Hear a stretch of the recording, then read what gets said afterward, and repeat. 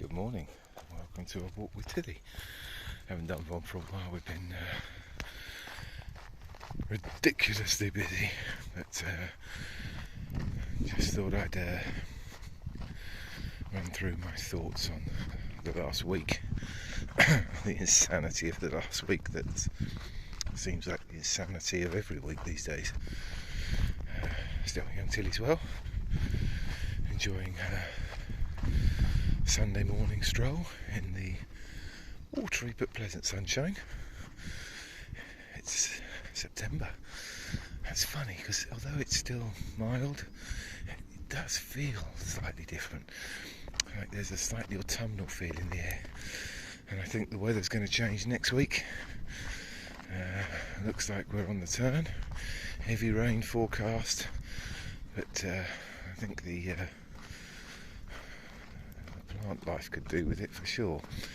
Everything's looking very dry still. Anyway, let's have a think about what's happened this week. So, okay, there's a few odds and sods that have come up. Obviously, we have the final hustings for the Conservative Party leaders, which it just defies belief. Now, I heard something allegedly that you can be... So the Conservative Party don't... right, obviously, so the Conservative Party are having their final hustings. They're having a little bit of... doing a little bit of a tour for their party faithful, who actually get to elect not only their new party leader, but the Prime Minister of the UK. We don't know exactly how many of the Conservative Party members there are, because they don't deign to publish that information or share it with the public. So an undisclosed number of individuals, estimates range somewhere between 100 and 200,000 party members who pay their £25 a year to be so, are effectively choosing the next leader, Prime Minister of the UK.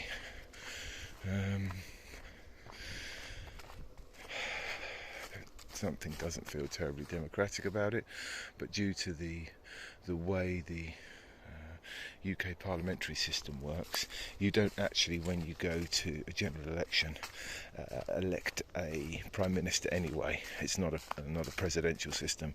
You effectively elect your local MP. Your local MP will more likely than not represent a party. The party that has the most elected MPs will generally form a government, and that government will be of a party, and that party will choose, or will have already chosen one of those MPs to be the party leader that by default becomes the Prime Minister. So we don't go out and actually vote for a Prime Minister. However, I think it would be reasonable to suggest that neither do we. When we go out to a general election and vote, we don't go out and vote just on the possibility that anyone in that party could be made Prime Minister.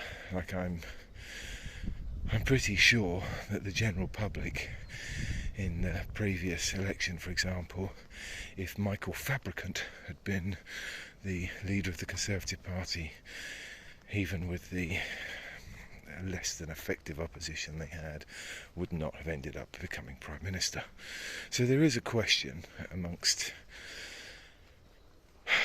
that effectively you've had in short succession now. You've had a couple of occasions where the Prime Minister has been selected by a group of individuals closely associated with one party and not the country as a whole.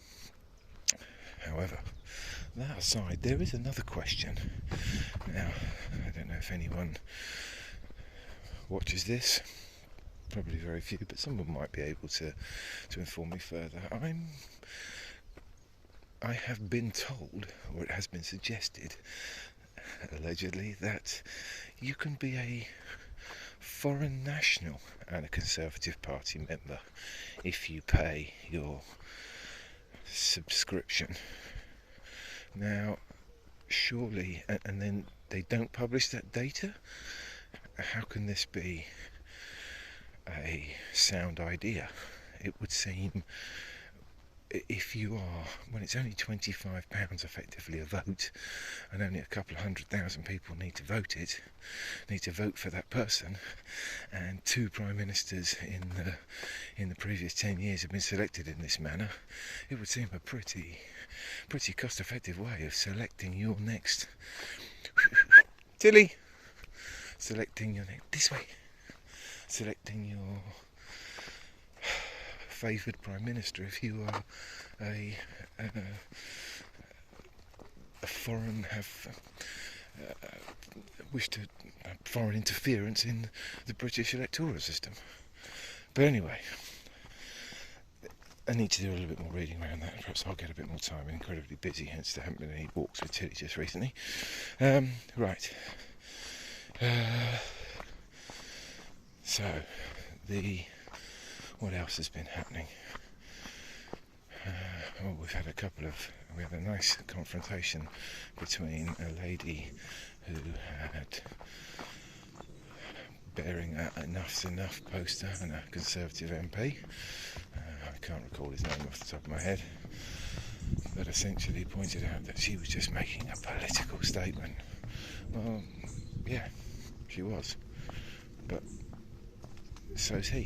He literally is a political being. So, essentially, we had a lady who pointed out to a Conservative MP quite eloquently that enough is enough, which is a political campaign fronted by well, certainly one of the people who has forwarded or propositioned it is Mick Lynch. So I'm showing I don't really know enough about it. I'm going to have to learn a little bit more. But essentially what they're saying is we can't be in a situation where the poorest members of society are priced out of existence, or certainly priced into absolute poverty, not just poverty as in relation to a share of a percentage of the average income, which is, there's like all these things, there are questions that are political by their nature, but fundamental by their weight of importance. And a lady very quite calmly and concisely pointed out the truth of the matter, and that is that the current administration are, although they are doing things, they certainly are. By other standards in other times, what they're doing would be classed as substantial and probably even without precedent. But they're not addressing the matter at a level that is going to have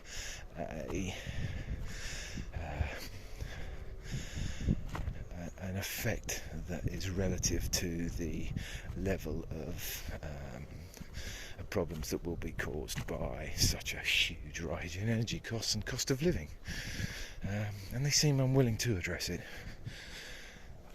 They can, but none of those courses of action are an easy fit with a party that's raison d'etre is smaller government, because it very much is a situation that categorically requires larger government or a level of callousness that hasn't been seen in not only the United Kingdom but probably the Western world in decades.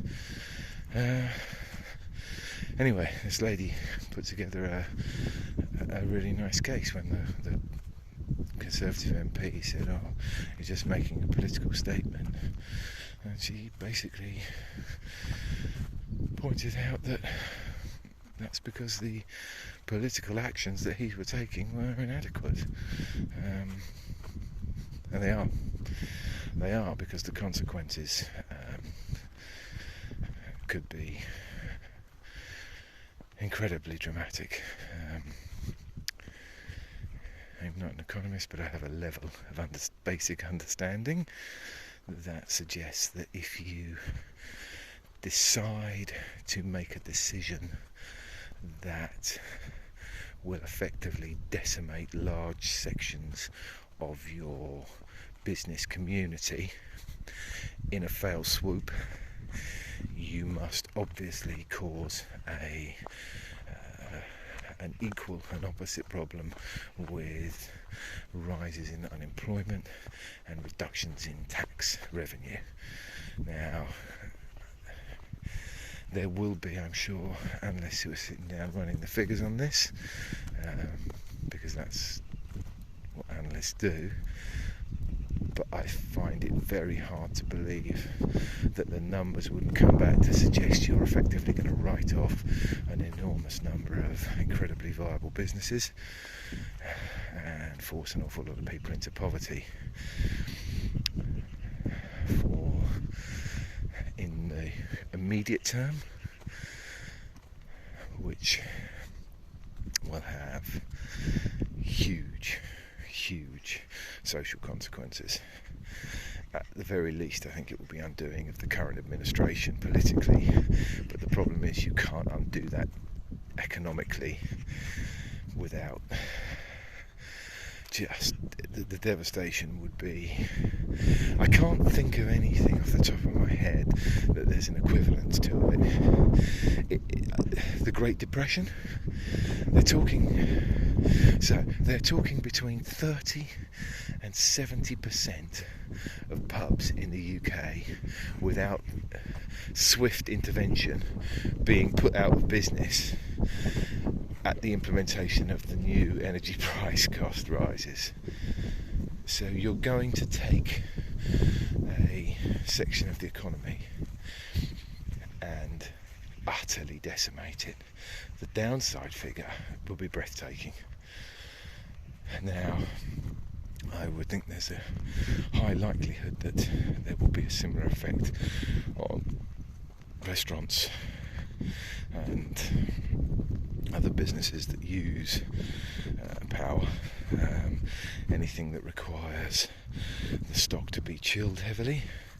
The only kind of companies that are likely to be able to weather that storm, to finance that, would be companies like that are large. So a large chain of supermarkets will have access to the kind of financial clout to be able to, for example, cover the roofs of their premises in solar panels, negotiate contracts to supply petrol generators. There's things that they can do, and they're probably big enough that there's every likelihood they're not far from running as a cartel. As a combined group, they could negotiate far better deals with power companies, probably energy suppliers. Some of them are big enough to give us a pretty good shot at buying some of those businesses, or certainly being up there if they fancy doing a leveraged acquisition. But none of this is good. None of this is good, and there will be, I think inevitably now, I think it's baked in that there are going to be really pretty hideous consequences. Obviously France, who has taken the course of action I would probably favour, although I think I would have probably gone slightly, I think I would have probably pushed to 10% as opposed to a 4% pay rise in power costs. The reason being that although it would have been inflationary, and that is a problem, I think it would have shared a bit more of the burden amongst users and made them keener to be efficient in their use of power. But that aside, I think that was the way to go. But time will tell. It could not be, because obviously they are saddling France and the French government and the French taxpayer with a very significant bill. But if they have secured, if they have used that initiative and they've continued the swift decision making, and my swift decision making as a nation would be to do one or two things. It would be to either see if I could pull and put together a coalition of countries, very similar to the EU bargaining as a whole on resource, but basically pulling in America, Japan, South Korea, Australia, Canada, try to operate as a group to apply pressure to the extractors of fossil fuels, rather than allowing them just to absolutely line their pockets. But failing that would be to, if he's acted swiftly and started making efforts to secure supplies, then they can cost in exactly how much that intervention will cost. And if you can actually cost it pretty accurately, you can price it in, you can price in the consequences down the line, and there will be opportunity, because whoever gets it wrong becomes vulnerable financially. So yes, my suggestion would be that the likes of EDF may be bitching and moaning now, quite justifiably, but if France has made the right call and then releases them at the other end of it, having effectively subsidised the power for everyone, they may not have a bundle of money in their pocket, but they have a nation behind them and a world of opportunity. But we'll see. Time will tell.